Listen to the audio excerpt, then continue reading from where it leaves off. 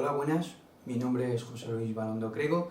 Trabajo como docente investigador en la Universidad de Extremadura para el grupo de investigación Ardopa y presento esta comunicación con el título de Focalización y Engagement en la construcción de la memoria compartida, el caso de la trinchera infinita.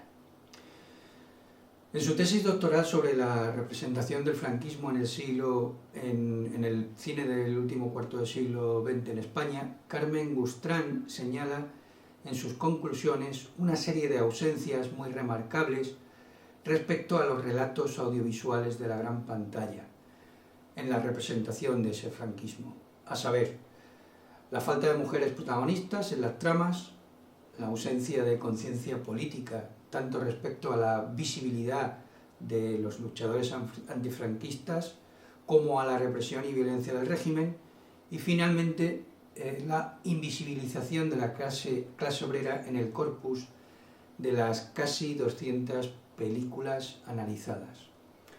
En consonancia con esas ausencias, el análisis arroja una serie de rasgos presentes en la mayoría de los filmes. En primer lugar, pocas críticas a la dictadura, sobre todo a partir de la década de los 80, coincidiendo con una situación propicia para la crítica, con un gobierno socialista. Este hecho contrastaba con el tipo de producciones de la transición mucho más politizadas, tanto a izquierda, en el ejemplo del Proceso de Burgos o de Queridísimos verdugos, de Basilio Martín Patino, como a derecha, en películas de Rafael Gil y Vizcaíno Casas. En segundo lugar, otro de los rasgos que compartían o que estaban presentes en estas películas era la presencia constante de personajes desencantados con la transición y las promesas incumplidas de la democracia.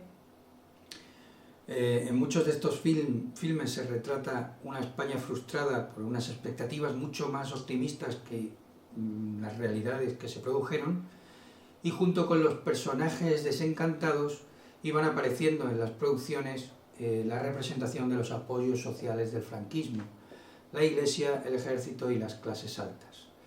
En tercer lugar, otro de los rasgos presentes es que hay una serie de antecedentes en la representación, o existe una serie de antecedentes en la representación de las memorias individuales y colectivas de personajes que viven bajo el yugo de la dictadura, que sirven a modo de catarsis de unos ciudadanos que comienzan a liberarse de sus traumas gracias a reconocer la propia historia.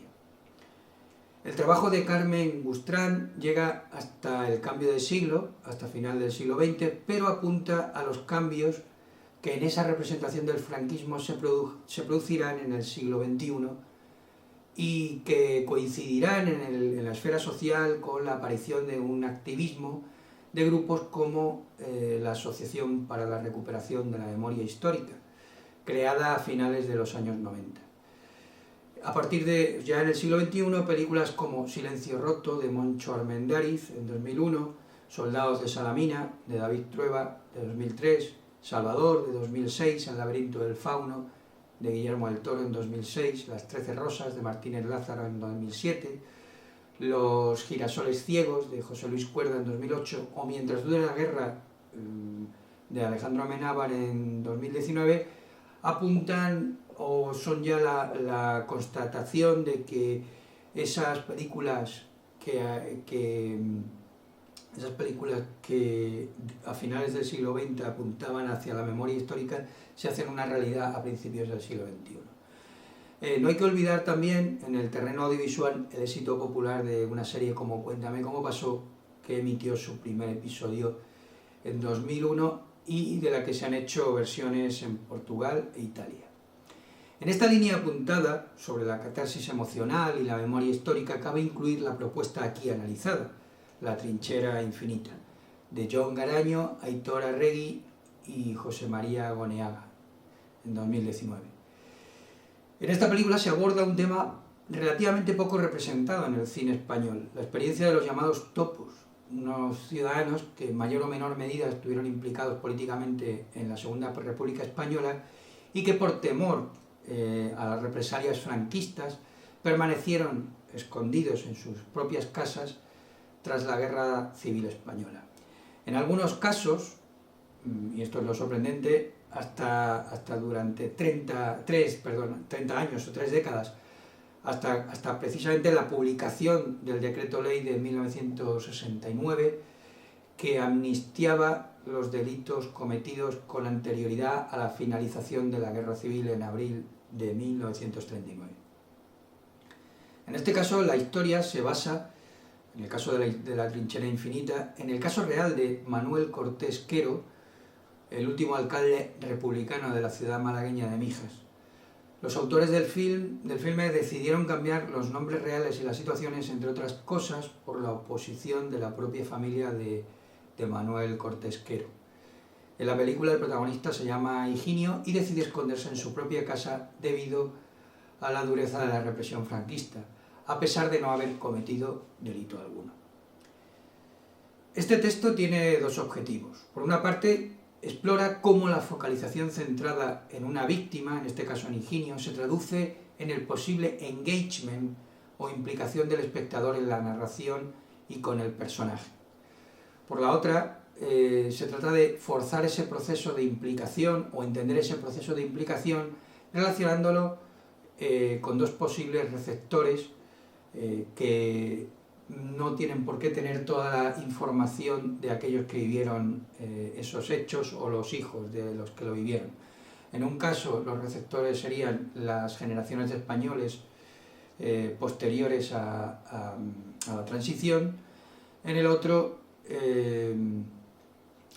caso, el de espectadores extranjeros.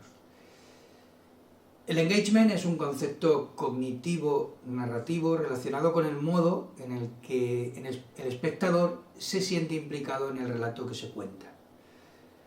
El engagement narrativo ha sido relacionado a través de un análisis factorial hecho por Bilancic y Bussell en 2013 con la comprensión narrativa, el foco atencional, la presencia narrativa y la implicación emocional. Estos factores comprenden elementos cognitivos y afectivos que permiten al espectador experimentar una sensación de flujo respecto a la narración. El engagement también ha sido relacionado con los personajes del relato y la focalización del mismo. En este sentido, dos investigadores, Balin y Kovacs, en 2010, demostraron el valor de las características socioculturales del espectador, así como de los elementos formales del relato, en especial la focalización. En este estudio examinamos las implicaciones de ese engagement teniendo en cuenta la teoría del discurso. El debate se centra en cómo la posibilidad de engagement no tiene por qué implicar una lectura contextual política de calado. En concreto, se recuperan los rasgos de las producciones del último cuarto de siglo y se comparan con los resultados obtenidos para este caso. La trinchera infinita reproduce un esquema de 3 actos muy reconocible desde el punto de vista de la escritura de guiones y la recepción por parte de los espectadores. Este es un esquema que se acompaña de los elementos de la trama clásica, con un protagonista definido, en este caso Higinio, un objetivo, el de no ser descubierto y sobrevivir, la aparición de aliados y enemigos, y toda una serie de obstáculos que van apareciendo en el viaje del personaje. Como ha señalado un teórico como Ken Danziger en 2019, los 3 actos pueden funcionar perfectamente para provocar la involucración del espectador y sin embargo ser totalmente inútiles en relación a la contextualización del problema a tratar por la trama. En la trinchera infinita no nos cuesta, o parece que no nos cuesta como espectadores, a partir del análisis que se ha realizado, implicarnos en la desgracia del protagonista, de Higinio. Los usos formales del texto fílmico, es decir, la cámara al hombro, los planos subjetivos, la focalización interna, facilitan la empatía, la respuesta visceral y la mentalización propias de un engagement profundo. Pero es en la parte relacionada con los juicios morales donde se puede debatir si esta película remite a los rasgos apuntados por Gustran en su tesis sobre las películas de final del siglo XX. Sobre todo si tenemos en cuenta a, como decíamos, públicos no autóctonos o de generaciones posteriores a la transición. Desde luego que estos públicos pueden presenciar la violencia del régimen en la escena del Pozo, en el asesinato cuando Higinio es detenido, en el asesinato de otro compañero cuando Higinio es detenido, en la tortura a la que se somete a la mujer de Higinio, a Rosa, en el posterior intento de violación de la propia Rosa. De hecho, en ese intento de violación, a cambio de alguna representación antifranquista exitosa, el espectador recibe el alivio de contemplar el castigo a ese soldado que intenta violar a la mujer de Higinio. Todo esto puede producir cierta catarsis emocional a modo de justicia poética, aunque el episodio de esa violación fuera inventado, pero difiere, por ejemplo, de la representación mucho más militante y crítica del protagonista principal de La lengua de las mariposas, de José Luis Cuerda en 1999, o el protagonista de El lápiz del carpintero, que es un médico. Tampoco finalmente se hace justicia a la figura del propio Manuel Cortés Quero. Esto habría sido, por ejemplo, bastante sencillo contando los avatares de su vida tras el final de la dictadura, donde, por ejemplo, recibió el reconocimiento social en su pueblo por parte de los propios de sus conciudadanos. Esto ha sido todo. Muchas gracias por la atención y para cualquier duda o sugerencia estamos por aquí. Un saludo cordial y de nuevo muchas gracias por la atención.